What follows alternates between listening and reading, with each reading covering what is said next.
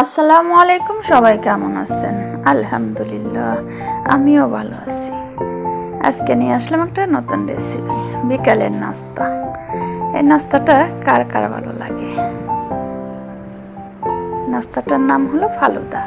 আমি এই উপকরণ কটা দিয়ে, ফল কটা দিয়ে একটা পেঁপের ফালুদা বানাবো আর আপনাদের সাথে শেয়ার করব। এখানে নিয়ে নিয়েছি আমি ড্যানিশ আর চিনি আর ড্যানিশ একসাথে ভালো করে মিক্সার করে নিয়ে নেব। আর একটা আনার, আপেল, কলা, আঙ্গুর, পেঁপে, সাবুদানা আর নুডলস নিয়ে নিয়েছি। দুধ 1 কেজি দুধের আধা কেজি বানিয়ে নিয়েছি। আর এখানে আমি ভালোভাবে চিনিটা মিক্সার করে নিয়ে দিয়ে দেবো সাবুদানা। মেশানো হয়ে গেছে।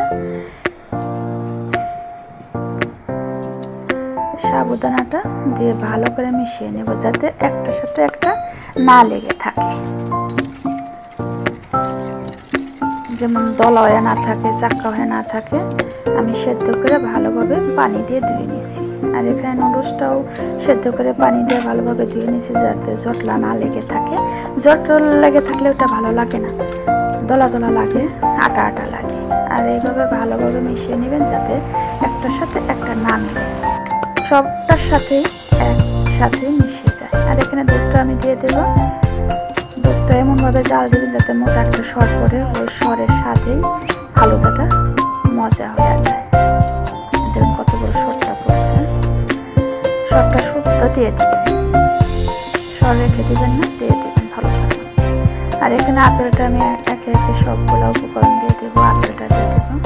আর আপেল কলাটা যেন একদম ফ্রেশ হয়, ফ্রেশ হলে পরে মনে করেন কলাটাও দিয়ে দিলাম, যেমন কালচা হবে না। আর ফ্রেশ না হলে কিন্তু কালচা হয়ে যাবে। কলা আর আপেলটা একদম ফ্রেশ লাগবে। আর এই ফালুদাটা বানাইতে সবগুলো ফলগুলাই ফ্রেশ লাগে। ফ্রেশ ফলগুলো দিয়ে দিলে সবচেয়ে সুন্দর হয়, কালচা হয় না। এখানে আমি আপেল, আনার দিয়ে দিলাম। আর সবগুলো ফল আমি একে একে দিয়ে মিক্সার করে নেব।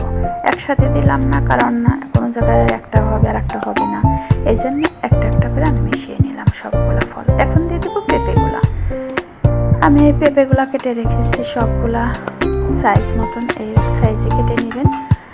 আর সুন্দর, দেখতে সুন্দর লাগবে, আর সবখানে মিশে যাবে। এর থেকে বড় কাটলে ভালো লাগে না, আবার ছোট কাটলে বেশি গলে যায় আর কি। এই একটা ফলও গলবে না।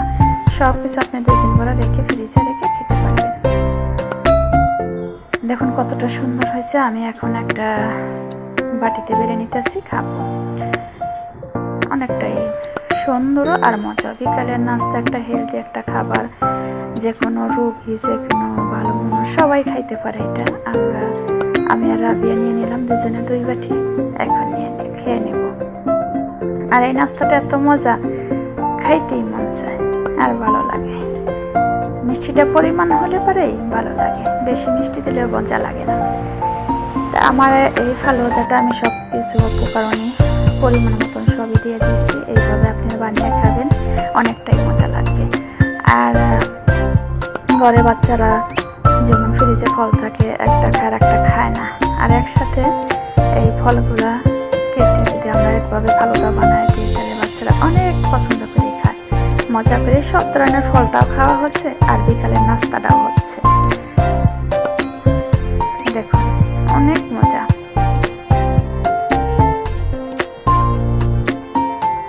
দেখতেও কালারফুল, খাইতেও মজা। আর এই ফালুদাটা বানানো কার কার ভালো লাগলো একটা লাইক, কমেন্ট, শেয়ার করে দিবেন। আর একটা সাবস্ক্রাইব করে দিবেন। রাবিয়া খাইতেছে আর আমি হাঁটতেছি, আরও নাও। ও বলতেছে হাওয়া খালাম, আমি আরও খাবো। এটা খায় নি, ও 1 বাটি খাইলাম আর 1 বাটি খাবে। পুরোটা খাইতে পারবা না? ও বলতেছে না, পারবো না। আচ্ছা ঠিক আছে, আজকের ভিডিওটা এ পর্যন্তই। আল্লাহ হাফেজ, ধন্যবাদ সবাইকে।